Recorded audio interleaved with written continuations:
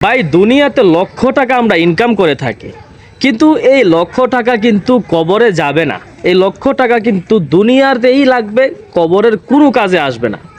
কিন্তু আজকে আমি আপনাদেরকে এমন একটি আল্লাহ রাসূলের হাদিস শোনাবো, যে হাদিসটির উপরে আমি আমল করতে পারলে আপনার লক্ষ টাকা না, আপনার যদি কোটি টাকাও হয়ে থাকে, অথবা আপনার যদি সামান্য কিছু টাকাও হয়ে থাকে, এই টাকার স্বাদ, এই টাকার ফলাফল আপনি কবরেও শুয়ে শুয়ে পাবেন, যদি আপনি আল্লাহ রাসূলের বলে যাওয়া এই ধাপগুলোতে আপনি আপনার টাকা ব্যয় করতে পারেন।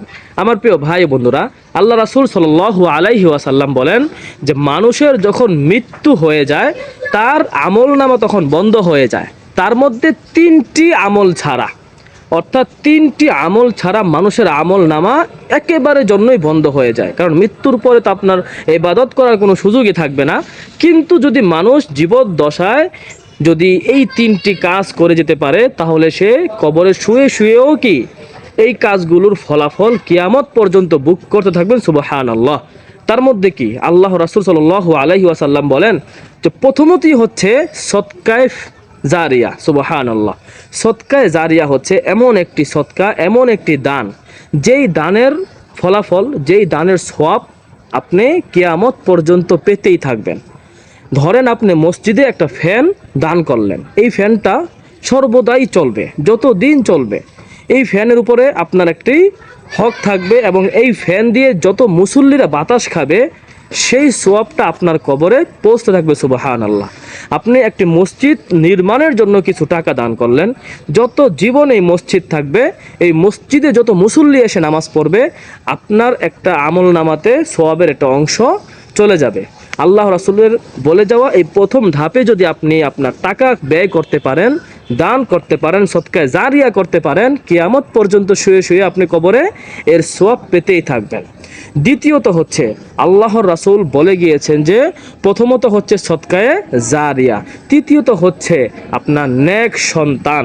অর্থাৎ আপনি যদি দুনিয়াতে কোনো নেক সন্তানকে রেখে যান, নেক সন্তান যদি আপনার জন্য দোয়া করে, নেক সন্তান যত আমল করবে, ইবাদত করবে, ফেরেশতারা আল্লাহ তাআলার কাছে বলবে যে ও আল্লাহ, ওই বান্দার ছেলেটি দেখো, তাকে আলেম বানিয়ে আসছে, তাকে এই দ্বীনি শিক্ষিত করেছে, এই ছেলেটি তার বাবার জন্য দোয়া করতেছে। তো এই যদি আপনি আপনার সন্তানকে দ্বীনি শিক্ষিত করতে পারেন, তারপরেও আপনি কিয়ামতের আগ পর্যন্ত আপনি এই সওয়াব, এর অংশ আপনি ইনশাল্লাহ পেতেই থাকবেন। আমার প্রিয় ভাই বন্ধুরা, সর্বশেষ যেই কাজটি, এটি হচ্ছে যে কোনো প্রকার নেক, অর্থাৎ এমন জ্ঞান আপনি কাউকে শিখিয়ে গেলেন, যে জ্ঞানের দ্বারা একের পর এক সবাই কি উপকৃত হইতেছে।